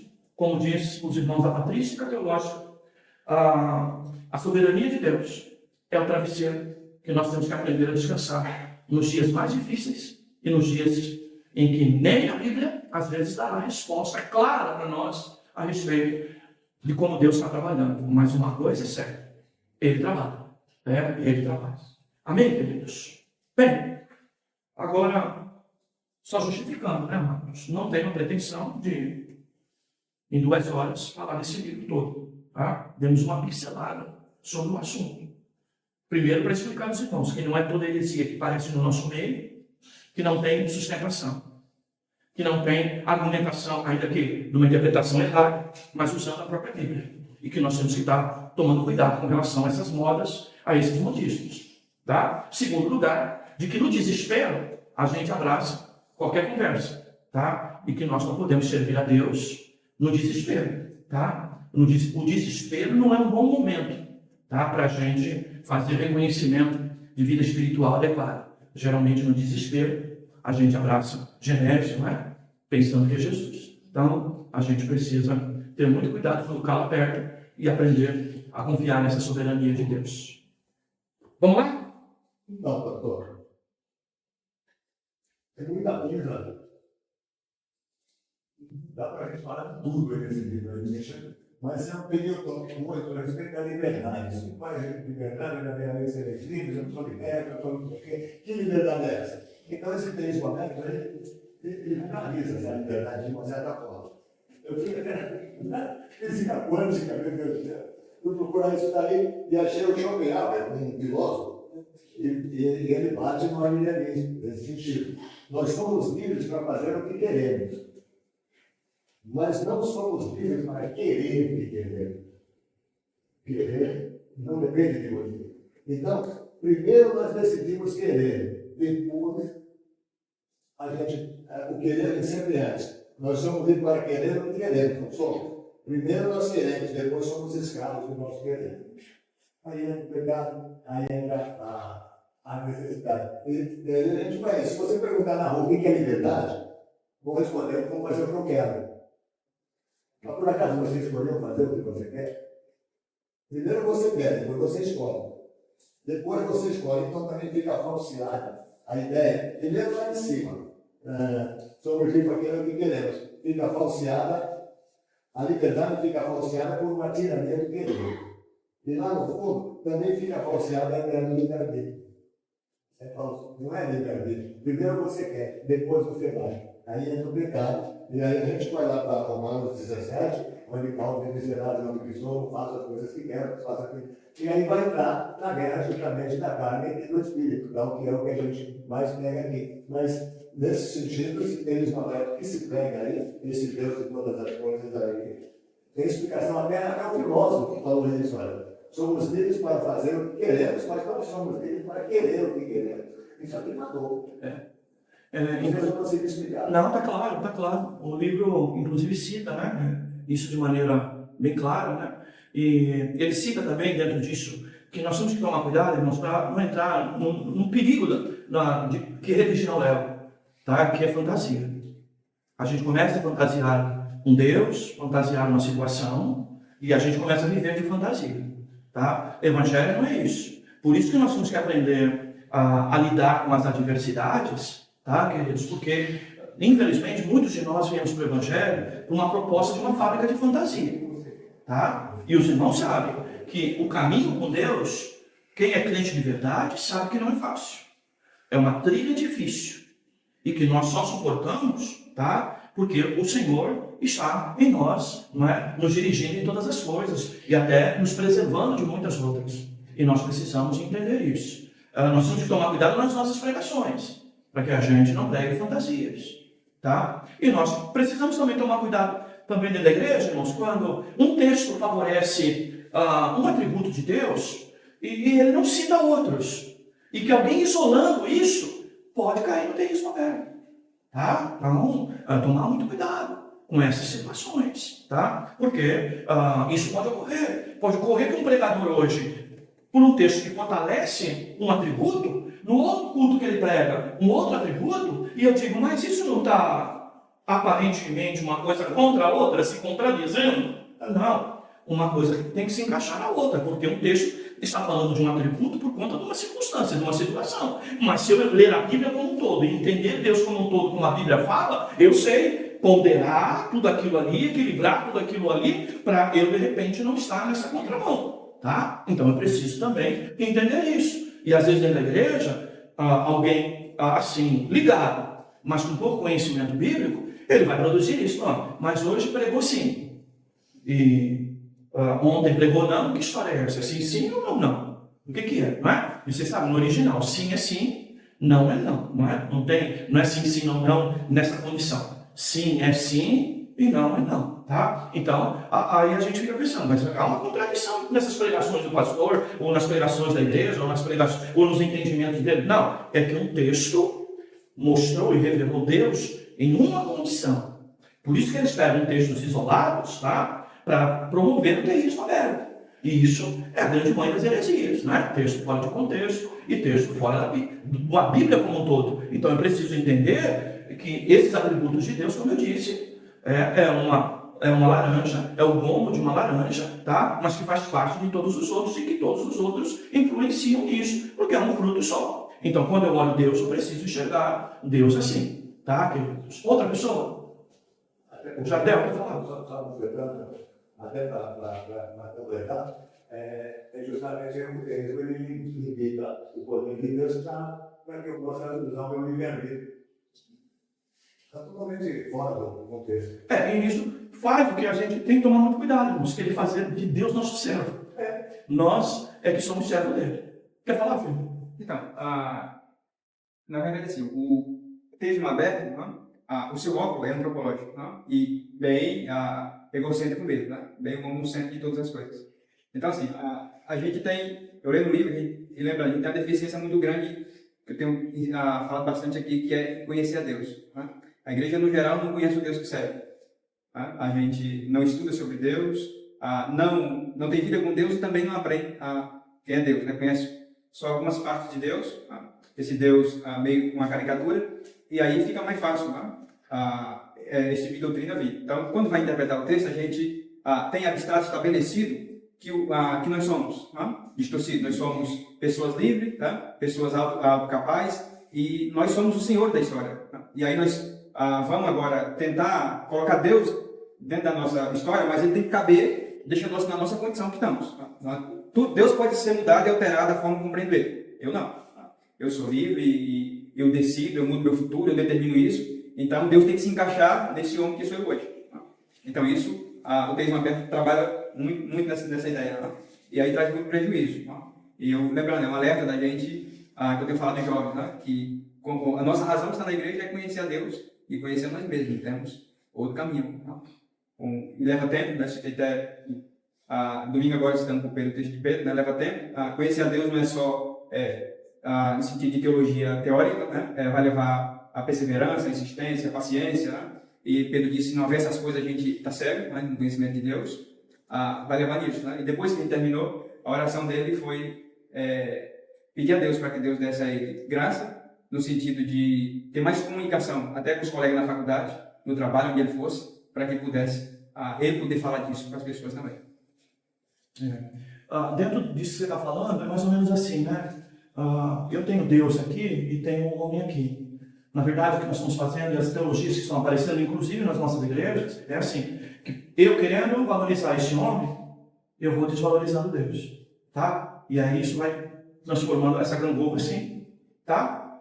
E daqui a pouco, esse homem, que é o centro de todas as coisas hoje, é o centro, inclusive, do culto evangélico hoje, entendeu? O pastor tem que agradar a congregação, como diz Branconato. Depois que eu termino de pregar, eu sento no meu banco para dizer, será que os irmãos gostaram? Será que o povo gostou? Não estou preocupado com isso. Estou preocupado com o quê? Se eu fiz a vontade de Deus. Se estou agradando a Deus. Mas hoje qual é a tendência nossa? Entendeu? A gente precisa ser aceito pela congregação. E aí eu faço de tudo para essa congregação me aceitar. E aí eu estimulo o quê? O tal amor. Esse amor hoje que permite qualquer coisa. Tá? E a gente precisa entender diferenças. Mas veja, eu valorizando esse homem, eu vou tirando Deus da sua posição. Até uma hora que Deus some. Porque tem alguém sentado lá no tronão. Quem é? O anticristo. Tá? É isso que vai acontecer. Tá? Então, essa igreja apóstata, tá, irmãos? Se é apóstata, é porque algum dia serviu a Deus. Então, não pense que ela vai vir de outra religião. Tá? Provavelmente ela vem do próprio cristianismo. Tá? E nós precisamos estar alerta com relação a isso, se a gente não está contribuindo com esse sistema. Vai acontecer, pastor, vai acontecer. Mas eu não quero construir esse sistema. Eu quero estar na contramão dele. Tá? Porque só quem está na contramão, tá, queridos, é que vai resistir ele. Para quem não é pós-tribulacionista, não é? Então, é essa a realidade.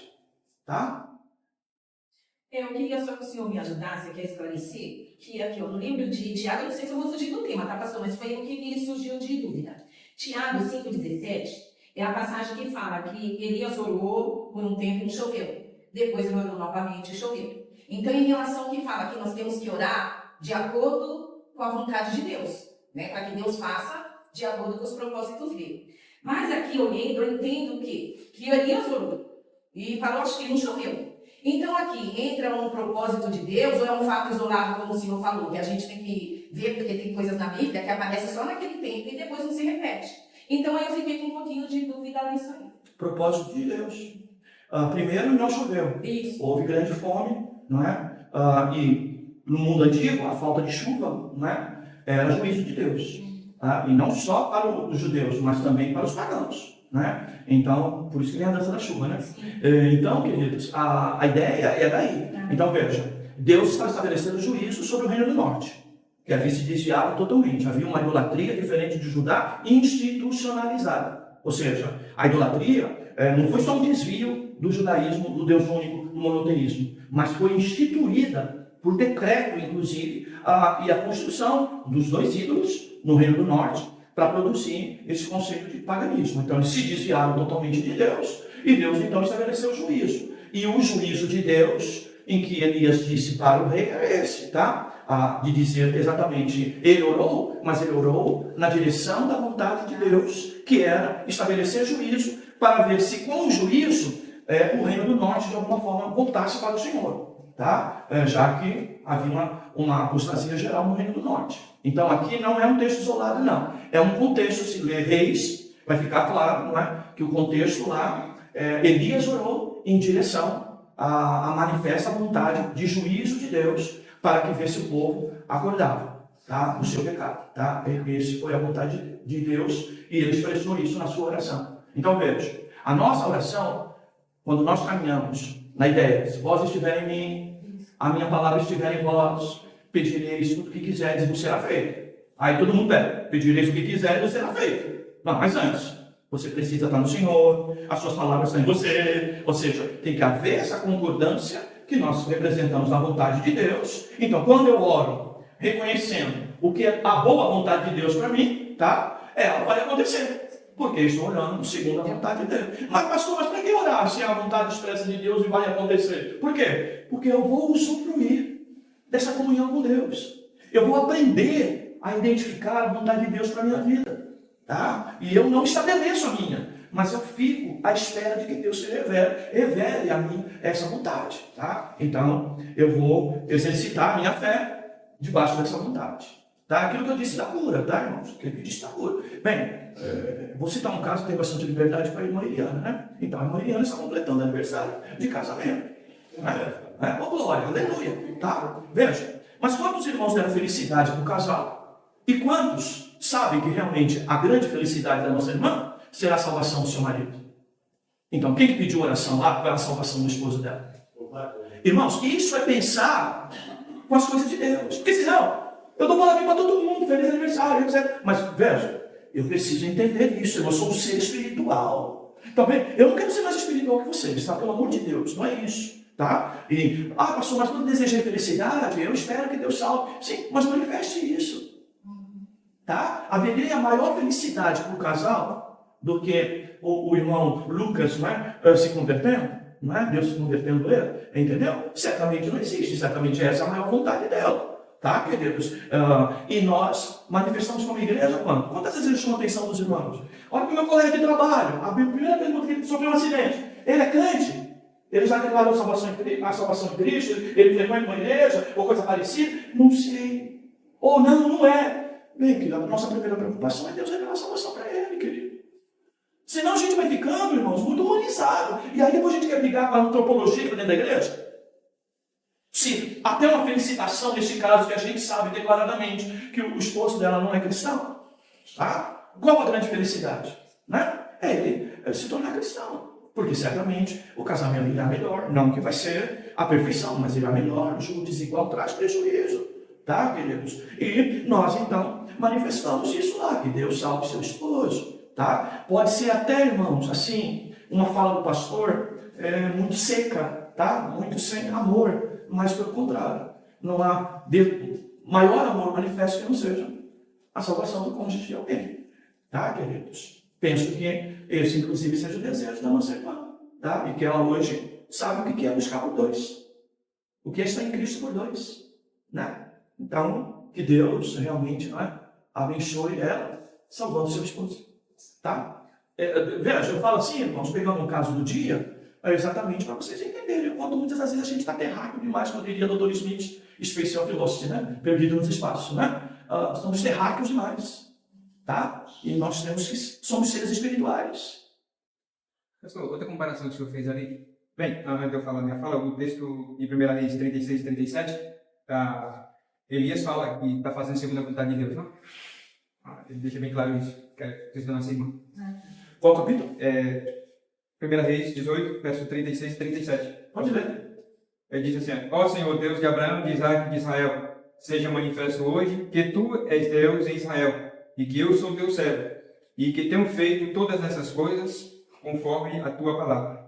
Responde-me, ó Senhor, responde-me, para que este povo conheça que tu, ó Senhor, és Deus, e que fizeste voltar o teu coração para ti. Ok. Bem, aqui o contexto é o descida do fogo no Monte Carmelo, né? Mas aqui ainda segue o mesmo contexto de juízo de Deus, tá, queridos? Tudo de juízo, contexto de juízo de Deus. Pastor Carlos, quer nos abençoar com alguma fala sua aí, da parte de Deus? Pensando bastante coisa aqui. O que eu consigo ver, irmão, é o seguinte, é o fato de que nós estamos sendo afetados mesmo, né? Por todas as formas, modos e o contexto, eu não li o livro, mas o contexto ele traz é profundo, no sentido de solapar a verdadeira doutrina da igreja. E nós estamos sendo desapercebidos disso. Eu coloco um bom tudo bem, mas eu louvo a Deus por esse momento. É um momento que nos ajuda a despertar e assim posicionar, né, do lado correto, estar em Cristo. E às vezes a gente pode estar fora dele e não está se apresentando. Esse é o grande perigo. Bem, amados, eu incentivo vocês, tá, queridos, a buscar uma vida maior de comunhão com Deus, orar, inclusive entendendo Deus, procurando buscar que Deus revele a sua vontade a vocês, tá, queridos? E de que os que estão sofrendo, irmãos, cuidado com o desespero, de não abraçar qualquer coisa que pareça uma solução rápida, tá? Eu tenho falado muito aqui na igreja que Deus não tem pressa, tá? Que Deus trabalha, inclusive, né, a longo prazo, tá? De que nós somos difíceis de aprendizado, que tudo que aparece assim muito fácil para nós, a gente deve ver com certa cautela, sabe? Desde o princípio, queridos, as coisas muito fáceis são muito perigosas, tá? E nós temos que tomar cuidado com isso, tá? Tomar cuidado com isso e entender que nós levamos tempo para aprender, tá? E tudo que Deus quer fazer em nós, irmãos, é nos preparar para ser herdeiros da vida eterna, tá, queridos? É isso que Ele está fazendo em nós. Então, todas as coisas estão nessa direção e a gente precisa aprender a descansar nisso, tá? Cuidado com as soluções muito fáceis, muito rápidas, tá, queridos? É impressionante como o faça fácil, né? Está tão presente no nosso meio hoje, tá? Bem, esse é o nosso livro de abril, já está aqui, fala com o irmão Mauri, se você quiser adquirir. É um livro interessante, porque ele vai falar dessa sociedade pós-moderna, tá? Ele vai falar o contexto de mundo que nós estamos hoje e que nos oprime em direção, por exemplo, a cair nesses perigos doutrinariamente, tá? Lembra a teologia da prosperidade? Que entrou dentro da igreja, por quê? O mundo estava vivendo o quê? O capitalismo. Estávamos vivendo, não é? Essa coisa da integração mundial, tá? Das barreiras caindo no comércio, tá? O incentivo ao comércio exterior, ao progresso, a abrir novas empresas, tá? E isso caiu dentro da igreja, tá? E nós hoje, infelizmente, grande parte das igrejas, elas sobrevivem com esse mesmo tipo de mensagem, tá? É a mensagem dos intervalos das redes de TV, tá? Hoje, da internet, anunciando alguma coisa para você comprar algo que você não pode, que você nem precisa, mas que às vezes é para mostrar para os outros. Porque há um mundo girando em cima de tudo isso, tá, queridos? Então, esse livro é escrito por um brasileiro, né? Ele é o Leandro Lima, ele é o pastor adventista, pastor da igreja do Nicodemos, né? Que mais se aproxima de questões escatológicas. Ele fala muito de escatologia, tá? Então, esse livro é um livro escrito por brasileiro, então nós vamos perceber que o tempo da escrita dele está bem associado ao nosso momento aqui. O que ocorre, às vezes, é uma diferença de tempo num livro traduzido como esse, tá? Que às vezes isso aqui aconteceu há 30 anos lá na América, entendeu? Até o livro chegar aqui e ser traduzido, se passou 10 anos, passou alguns anos, e a gente perde um pouco a referência de tempo. Mas esse aqui não, esse aqui nós consideramos que ele é até mais atualizado. Então, é o Leandro Lima, ele é pastor da igreja presbiteriana, né? E ele é o que fala mais sobre assuntos escatológicos, tá? E aqui ele fala sobre pós-modernismo, o que está ocorrendo no mundo hoje, e que se a gente não tomar cuidado, vai forçar a porta da igreja, ou em alguma situação, vai ser até convidado para entrar dentro da igreja. Não precisa nem forçar a porta, dependendo da igreja, tá? E a gente precisa tomar cuidado para não tomar a forma do mundo, tá, queridos? É isso. Deus abençoe vocês, amados. Quarta-feira tem oração e palavra. Sexta-feira, irmão, nós teremos oração matutina aqui, é feriado, não é? Então nós teremos oração das 8 às 10 aqui na igreja. Eu convido os irmãos para estarem aqui gemendo conosco, pedindo para que Deus revele sua vontade nas nossas vidas, tá, queridos? Então, sexta-feira das 8 às 10. Domingo a igreja está aberta às 8 para oração livre, 9 horas escola bíblica, 11 horas o nosso culto de ceia do Senhor, tá bom, amados? Adquiram o livro. O próximo encontro é dia... Deixa eu ver aqui. Deixa eu meter aqui. Dia 20 de abril, uma segunda-feira, tá? No mesmo horário, 20 horas, tá? 20 de abril, o nosso próximo encontro. Tá, queridos? Vamos ficar de pé? Vamos agradecer?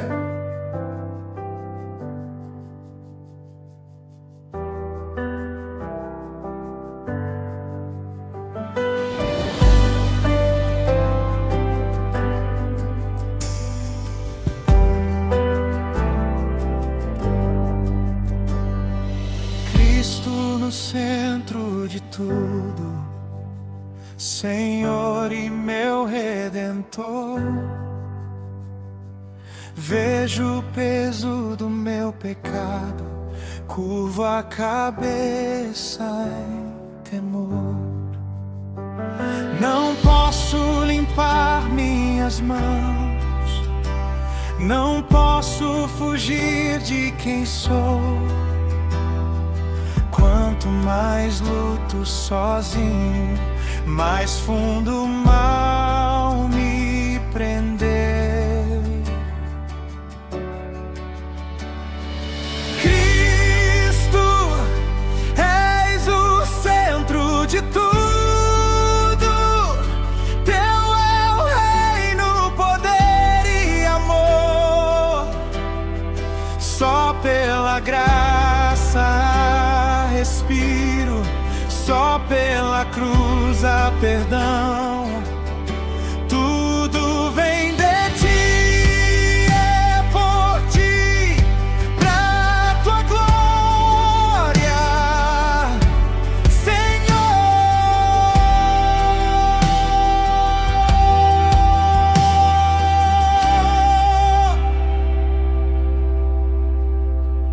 Imagem do Deus invisível, palavra que tudo criou, caminho, verdade e vida, a luz que o mundo negou. Encontras quem anda perdido, levantas o morto do pó. Teu sangue quebrou minhas cadeias, agora pertenço a ti só. Sem ti o homem se perde.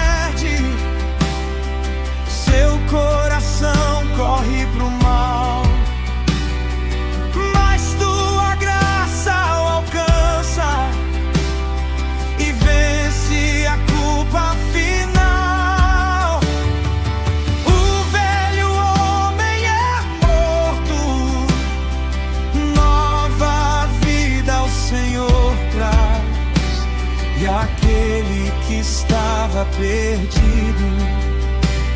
Em Cristo descanso e paz. Cristo, és o centro de tudo. Teu é o reino, poder e amor. Só pela graça respiro, só pela cruz há perdão.